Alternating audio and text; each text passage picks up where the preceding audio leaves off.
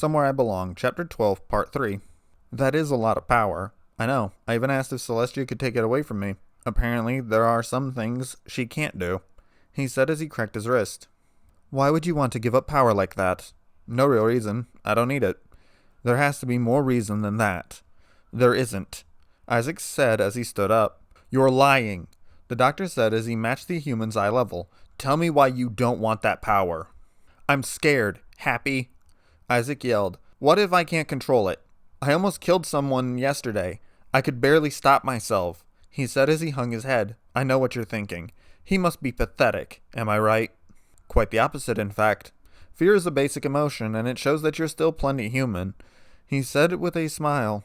Look, Isaac, I know that things are different, but one of the most admirable things about humans is their ability to adapt to new surroundings. Yeah, I guess you're right, Isaac said as he let out a sigh. I'd better go house shopping. Thanks for the advice, Doc, he said as he walked towards the door, but stopped as he walked past the console. Hey, Doc, think I could see what happened to my house? Sure, let me just, he said as he flipped a few switches as Isaac typed in his address. The stallion saw the screen flicker. The stallion's face changed to one of despair. Oh dear. What? Your house. It burned down, he said in a reluctant tone. Isaac felt his heart sink into his stomach. I'm so sorry, Isaac. Isaac sat down on the couch in disbelief. I can't believe it. Everything. Gone. The stallion looked closer at the screen, which portrayed a massive burn mark in the center of a square connected to a smaller square. Does it say when? Why do you... Just tell me, he said in a stern tone. The stallion pressed a few buttons. February 12th, 2013. Isaac's jaw dropped and hung his head in shame. What's wrong? That was the day after I came here, he said in a low tone. One day. One fucking day. I'm not there, and I lose everything. The human yelled. The doctor let out a sigh and looked at the monitor. The stallion looked closer at the screen and smiled. Oh, Time, you're bloody fantastic, he yelled. I don't see what's fantastic about my house. He was cut off as the doctor grabbed his arm and led him towards the door. Hey, what are you doing? He protested. I'll be back in 5 minutes, he said as he threw Isaac out of the box. 5 minutes for you could be 10 years for me, he yelled as the doors closed, with Isaac on the outside.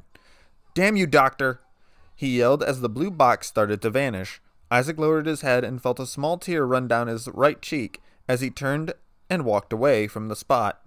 He pulled out his peapod and selected a random song. The music echoed through his head as his mind tried to process everything that had happened. He let out a groan as he laid his head back. He suddenly felt a pair of arms wrapped around his neck.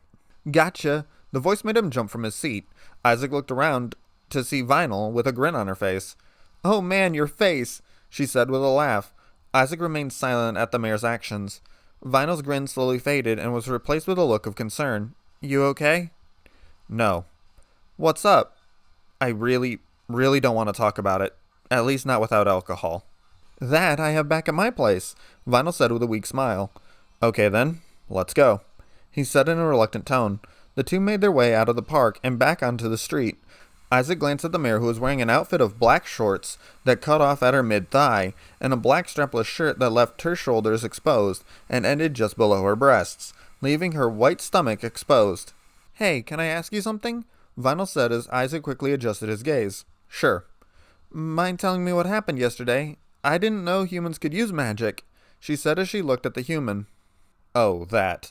The human let out a sigh and cleared his head. Let me start at the beginning. While you were at a gig, I got attacked by a manticore and almost died. Vinyl let out a gasp. Fortunately, Princess Luna was in the area and killed it before it could kill me. Bad news, I was already badly injured and lost a lot of blood. Luna teleported us to the hospital and she volunteered for a transfusion, being we're the same blood type.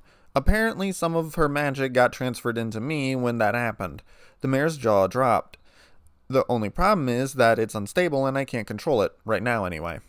Awesome, maybe I could teach you a few tricks, she said with a small chuckle. Any help would be appreciated, but I'm not sure how well that will work out. What do you mean? I learn more by doing than I do by learning. I hate studying. I'm a lot better with my hands than I am with my brain. From what I heard around town, that sounds accurate, she said in a seductive tone. Isaac blushed at the statement and gulped. Oh, calm down. Almost every pony knows about your stamina. Damn you, Rainbow, he said as he let out a groan. The two soon arrived in front of the DJ's shop and made their way inside. My apartment is upstairs, she said as she pointed to a staircase in the back of the store. The two made their way up the ladder and into the mayor's living quarters. It was medium-sized. A sofa was in the center of the living room in front of a television and a turntable hooked up to two massive amps. Isaac saw a cello off in the corner laying against a chair close to a window. You play the cello? Nah, my roommate does. She's in Philadelphia right now, visiting her folks, she said as she walked into the kitchen. Isaac followed and saw her withdraw a bottle of hard cider. She poured them each a glass and set it on the table.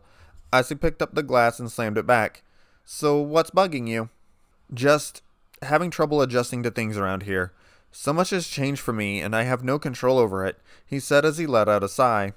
Trust me, I know how that feels, she said as she took a drink. I may not be from a different universe, but I know how it feels when your life gets out of control. To top it off, even if I do go home, I don't have a house to go back to. What are you talking about? I just found out that my house burned down the second day I was here, he said as he shot back another drink. The mayor looked at him in surprise and put a hand on his shoulder. I'm so sorry, she said in a low tone. It's okay. It's not your fault. I don't even know how it burned down, he said as he let out a sigh. The man got to his feet and poured himself another drink. The two were interrupted by someone knocking on the door. Isaac and Vinyl got to their feet and looked out the window to see Lyra and Bonbon. What's up, guys? Isaac said as he opened the window. Didn't you hear? Some crazy building just popped up out of nowhere on the edge of town, Bonbon yelled. Crazy building? Vinyl asked as she raised an eyebrow. Looks like some weird house. We're gonna check it out. Coming? Sure, I need to get my mind off certain things anyway, Isaac said as he closed the window and made his way out onto the street. Lyra smiled at him and the group made their way to where a large group of ponies had gathered. Isaac's jaw dropped as he saw a rather large two-story white house with bright red front door. Isaac made his way through the crowd to see a familiar tan stallion smiling. Ah, Isaac, just the man I wanted to see, the doctor said with a smile. How? When did... What? Isaac said as his brain tried to form words. Yeah, I took a closer look at the screen, and the burn marks weren't from a fire. It was from temporal displacement, the doctor said it in a matter-of-fact tone. What? Time travel, the doctor said with a sigh. You mean my house didn't burn down? He said as his brain connected the dots. Nope. What we saw was just seconds after I teleported it here. But how come it got here and we didn't see it before? Because I didn't do it yet. The human had a confused look on his face. But, screw it. I am way too excited to try to understand this right now. Twilight and the 5 others made their way up to the human. Isaac, what in Equestria is that thing? Twilight asked as she and the 5 other mayors looked at the building. This is my house, the one I had back on Earth, he said in excitement. The mayor's jaws dropped at the information.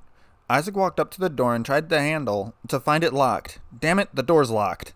Hang on, the doctor said as he pulled out the metal rod and pointed it towards the lock. Isaac heard a small click come from the doorknob. Isaac tried it again and felt the knob turn to his satisfaction. Isaac made his way inside and found that all of his possessions were just as he left them. The 6 mayors made their way inside and started to look around.